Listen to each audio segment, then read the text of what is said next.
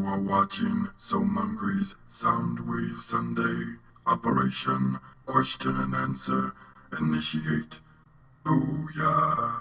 Hello Autobots and Decepticons, my name is Soundwave and I'd like to welcome you guys to another Soundwave Sunday. We got the Heat edition here, live from Arizona with our boy from Bro Bras, Eric. Say what's up. What's up, y'all?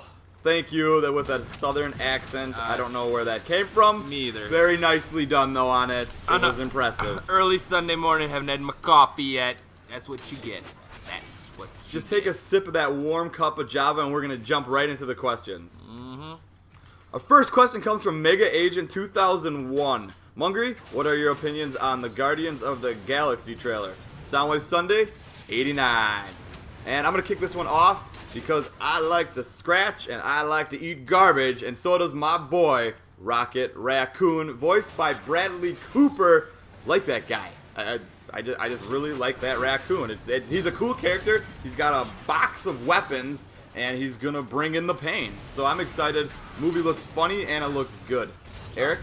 I'm going to go ahead and say that I'm excited that Chris Pratt is in the movie and the main character.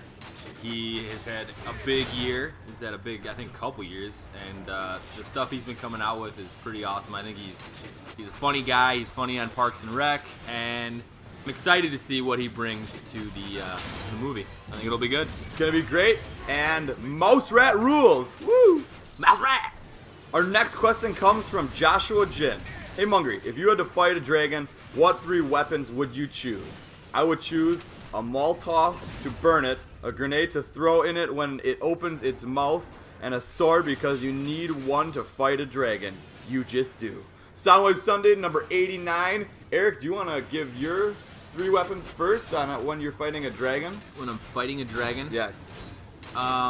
First, it would be another dragon. It's a good decision, actually. Okay. So they can just kind of fight it out, and then I want, like, a camera to videotape those 2 fighting it out. Okay. And then I'm probably going to go ahead and take a rocket launcher just in case that doesn't work out well and my dragon loses. That is a great idea. I'm going to go with a bag of gold. I'm going to try to bribe him, show him the gold. Maybe he'll get distracted. Dragons love gold. So I got the gold going. And then I'm going to go with world's biggest and lightest fire extinguisher just in case he wants to breathe fire. And if he doesn't, I want to go with a whole suit of armor made out of rubber bands, so whatever he shoots at me reflects off me and bounces back at him for the win. Alright, for the W. Our next question comes from Andron986, and there was a lot of questions kind of similar to this one. I just picked one that I thought I could put my own spin on. So, hey Mungry, I don't know if this is a good question for you, but this is my first time asking something like this. So here it goes. Say we have a confirmation of a campaign in The Rise of the Darkspark from the developers. If you were given the opportunity to create the story, how would you do it to make sense of what looks like a crushed dimension Transformers game from that trailer? As well as making sure that the game won't become more worrisome for you and the Transformers community. Also, to follow the concept of the dark spark in the title. Hope this is a good one. Hope you have a good time in Arizona. Soundwave Sunday number 89. Oh yeah, that's a lot to take in. And I'm going to ask you this, Eric. You haven't seen the trailer. Transformers Darkspark is the upcoming Transformers game, and they're kind of mixing together what was, I don't know if you're familiar with like War for Cybertron and Fall of Cybertron. It was Transformers basically on their home planet having war, and they got their own like different Cybertronian forms there. And they're mixing that together with like the movie-based games from before, like Dark of the Moon, and that's pretty much it, Dark of the Moon. So they're mixing these 2 together basically because there's a new company making it. This company does remakes kind of on games, and I'm guessing they're giving this company all the data from the old games, and they're saying, make us a movie game because our budget doesn't want to be through the roof on this game. So how would you do it to make sense with the cross dimension? And how would you like to see it?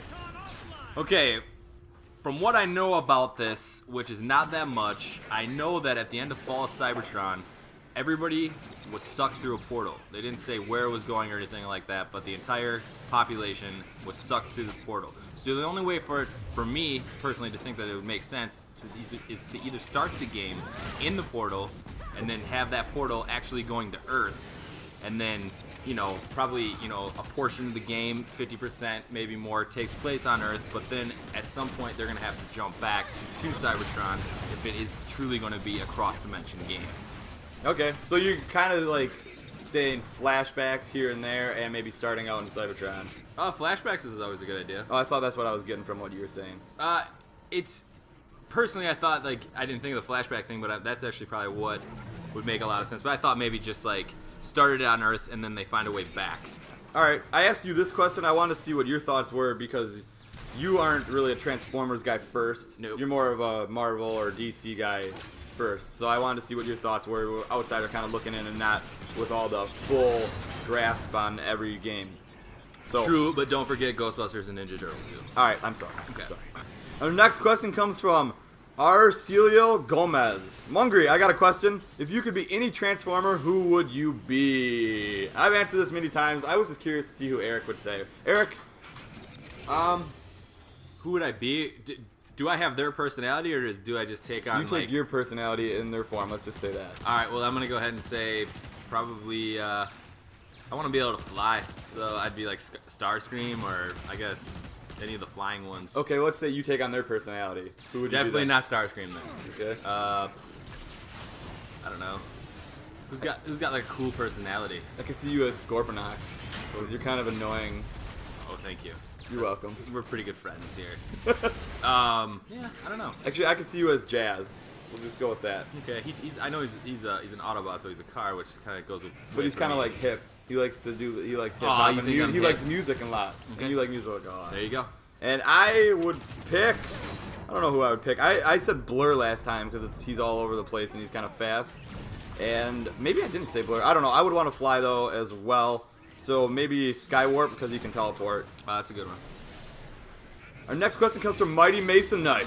Ever see a man eat a pickle before? And I put this in there because, yes, I see myself in the mirror eating a pickle.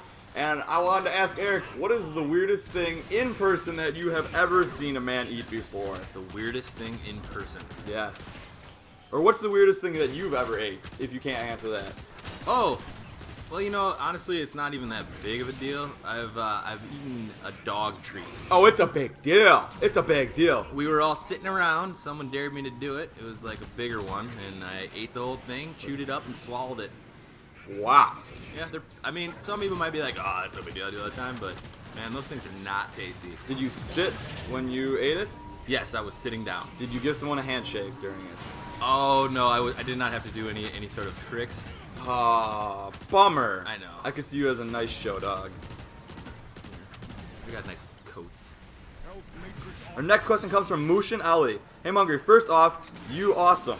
Thank you, brah. Second is the question, if you could have any spirit animal and its powers, what would you choose?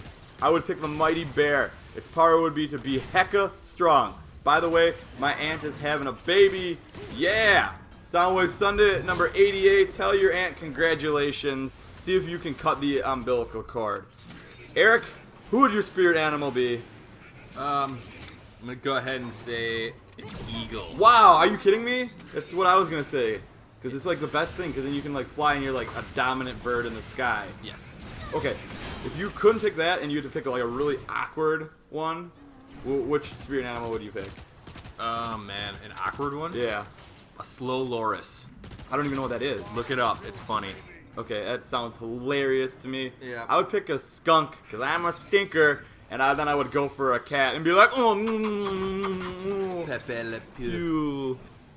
And our last question comes from Transformers and Stuff. Hey Mungry, in April, I will be getting a 3D animation software, and I hope to make some 3D animation stuff, maybe movies or TV shows, also Transformers related, but when it comes to a storyline and stuff, I can't make a good one. Please help out. Soundwave Sunday number 89 with 6 thumbs ups. I thought I would show this, so everybody send your story or just ideas to Transformers and stuff so you can get some good ideas. And I want to thank you guys all for coming in on this wonderful Sunday morning to another Soundwave Sunday, this time with Eric.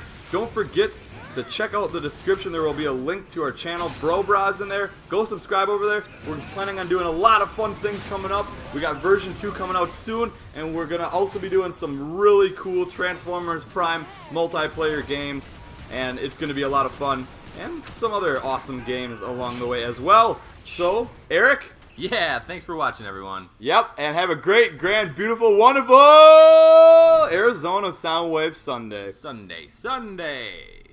It's such a fun day.